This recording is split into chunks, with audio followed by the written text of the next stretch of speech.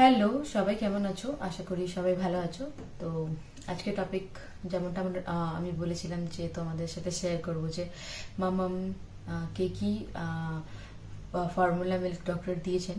তার আগে বলে রাখি, যারা আর কি এখন নিউ বর্ন মানে বেবিদেরকে ক্যারি করছে যে মাদার্সরা বা যে মায়েরা, তো তাদের জন্য কিছু কথা, যেটা হচ্ছে গিয়ে অযথা মানে বেবিদেরকে ফর্মুলা দেওয়ার কোনো প্রয়োজন নেই। সব থেকে মানে মায়েদের যেই ব্রেস্ট মিল্ক আর কি, ব্রেস্ট ফিডিং এর কোনো বিকল্প হয় না। তো সেই জন্যই ফার্স্ট 6 মান্থ যদি খুব বেশি প্রবলেম না থাকে, তো এক্সক্লুসিভ যেটা ব্রেস্ট ফিডিং, ওটাই আমি মানে আর কি বলবো তোমাদেরকে করাতে। তো যদি খুব বেশি প্রবলেম না থাকে, তাহলে তোমরা ফর্মুলা মিল্ক প্রেফার করতে পারো।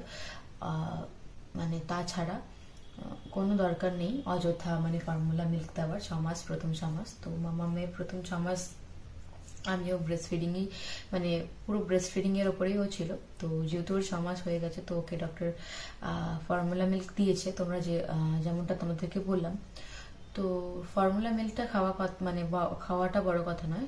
তো বড় কথা যেটা হচ্ছে, সেটা হচ্ছে কি মায়েদের জানতে হবে যে বেবিদের কোন ফর্মুলা মিল্কটা দিতে হবে আর কি। আর অবশ্যই যেটা ডক্টর সাজেস্ট করবেন সেটা তো অবশ্যই, কিন্তু ফর্মুলা মিল্কের আরও মানে যেরকম কিছু ভালো সাইড রয়েছে, কিছু একটা খারাপ সাইডও রয়েছে। তো সেটা হচ্ছে কি, তোমাদের বেবি স্যুট হচ্ছে কিনা, ভালো ডাইজেশন হচ্ছে কিনা, কোনো খাওয়ানোর পরে কোনো ভমিট হচ্ছে কিনা, ভমিটিং করছে কিনা, সেগুলো দেখাটা তোমাদেরই দায়িত্ব। যদি সেরকম হয় মানে, তো তোমাদের ডাক্তারের সাথে অবশ্যই জানাবে, সেটা ডাক্তারকে অবশ্যই জানাবে।